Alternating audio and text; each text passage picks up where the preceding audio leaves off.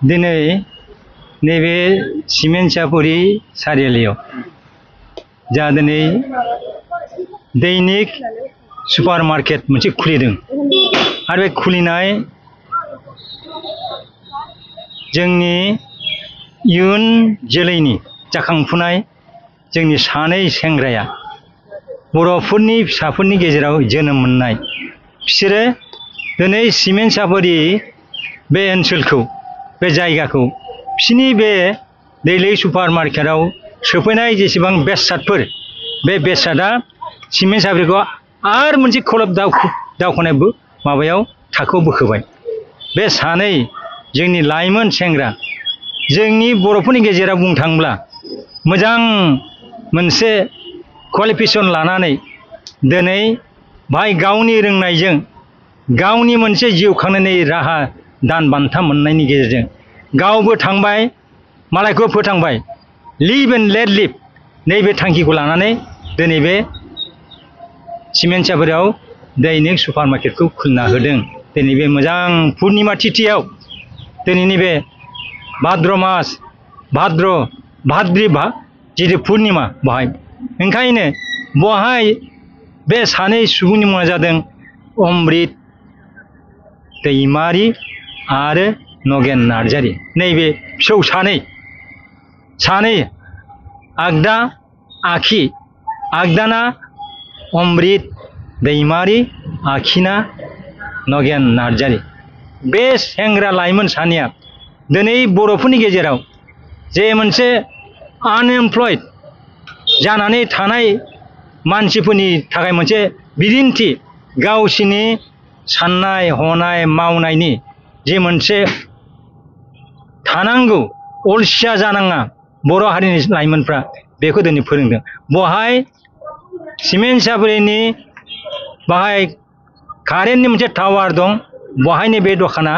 दिनै एकदम मोखाङाव दंथारो। बहाय बयबो दिनै जानायनि लानाय जेसेबां बेसाद नांगौ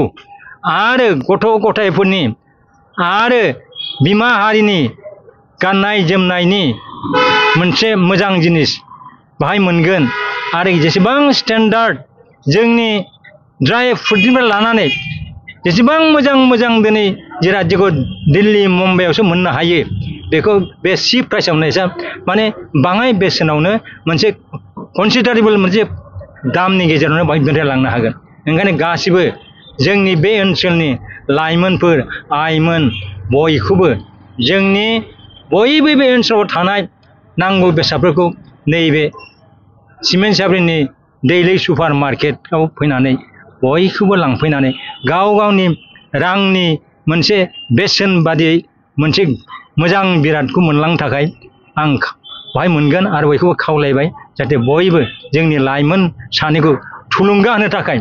आरो जोंनि इयुन जोलैफ्रा बिसोरनि मावनायखौ नुनानै जाहाथे बिसोर दावगालांनो हायो लामा मोनो बे लामाखौ बेखेवना होबाय। ओंखायनो आं गोरबोनिफ्राय बिराद साबायखर होदों बे लाइमोन सानैखौ आरो जोंनि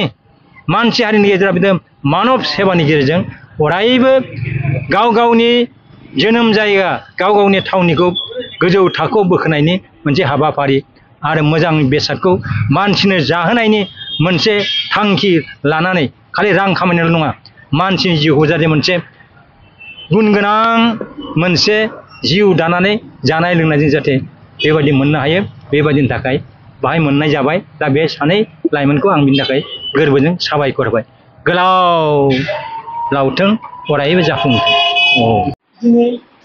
खौरांगिरि नोंथांमोननो रोजा रोजा साबायखर थाबाय। दिनैनि बे दैनिक सुपार मार्केटनि ग्रेन्ड अपेनिं जेनाखि हाबाफारि बे हाबाफारियाव नोंथांमोना बेयाव बाहागो लाफैनो थाखाय आरो एसे हेफाजाब होनाय थाखाय रोजा रोजा साबायखर बाव। आरो जोंनिनोखि बे जि दैनिक सुपार मार्केट बे नामावनो जों एसे गोसो होयोब्ला मिथियो जे दैनिक माने जाहैबाय जोंनि दैनन्दिन जिबननि हदाय जेनाखि लागोथियाल बुस्थु बेफोरनिफ्राय जोंना आराम्भ जायो। बेयाव जोंना दालि संख्रि थावनिफ्राय लानानै जेनाखि बे हलसेल रेटआव मोनगोन बेनिफ्राय लानानै जोङो गथ' गोरलैनि जेनाखि इंलिसाव बुंनो थाङोब्ला बेबि एक्सेसरिस बेफोरो फिडिं बटलनिफ्राय लानानै मोजां एप्रन थागोन आरो बायदिसिना गेलेनाय बुस्थुफोर बेफोर बायदिसिना मोनजोबगोन। लोगोसे आरो जेनाखि क्रकारि आइटेम होनो जेनाखि किचेननि बेयाव गिलास थोरसि लथा बेफोरखौ न'नि थाखायबो लांनो हागोन आरो मालाबाफोर हाबा बा बायदिसिना हाबाफोराव थांबाथाय गिफ्टफोर बेफोरखौबो जोङो बेयाव आरामसे पेकिं खालामनानै मोजां मोजां गिफ्ट डाइरेक्ट जायगानिफ्राय दिल्ली मुम्बाइनिफ्राय सफैनायाव मोजां मोजां माल खम दामावनो बेखौ जों मोननो हागोन लोगोसे आरो मबाइल एक्सेसरिस थाबाय लोगोसे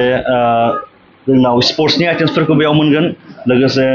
गथ'फोरनि स्टेसनारि जेनाखि कागज कलम बहि कलम बेफोरखौ बायदिसिना सब बुस्थुखौनो बेयाव मोननो हागोन आरो जोंहा खम दामावनो